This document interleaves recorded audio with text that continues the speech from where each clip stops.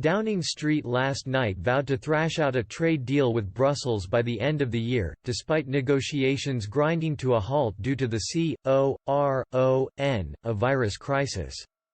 Chief negotiator David Frost held crunch talks with Michel Barnier's deputy Clara Martinez Alberola to discuss how progress can be made over the coming weeks. Boris Johnson's spokesman said, "We will remain absolutely committed to continuing the negotiations. Everybody knows the timetable that they are working to." He added Britain would not seek to extend the transition period beyond December 31.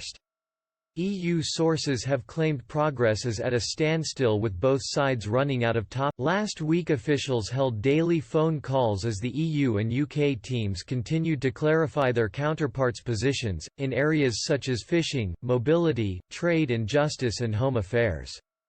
Both teams are analysing draft free trade agreements tabled almost 3 weeks ago, but there has been little sign of an immediate breakthrough.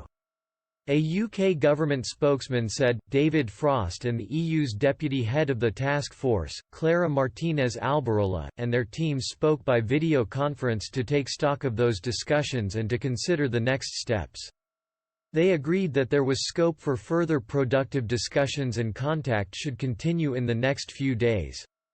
Planned negotiating rounds have been scrapped after it was deemed too risky to hold face-to-face talks in the midst of the global pandemic. Instead, both sides will continue to plow on with talks over the phone while a more concrete negotiating. Mr. Frost and Mr. Barnier, who have self-isolated after displaying coronavirus symptoms, have agreed to hold a high-level discussion in a bid of reaching a breakthrough. They both hope to reach a timetable in order to move the negotiations forward in April and May. A European Commission spokesman said, Michel Barnier will speak with David Frost next week to agree a calendar for the next steps in order to move the negotiations forward, taking into account the coronavirus outbreak.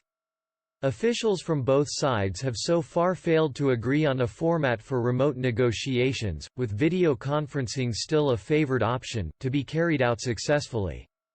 Yesterday, Ursula von der Leyen's chief spokesman said the Commission had reservations of using off-the-shelf applications because of many of these are not secure enough according to our criteria, he said. It's not as if we can suddenly take something and use it like that.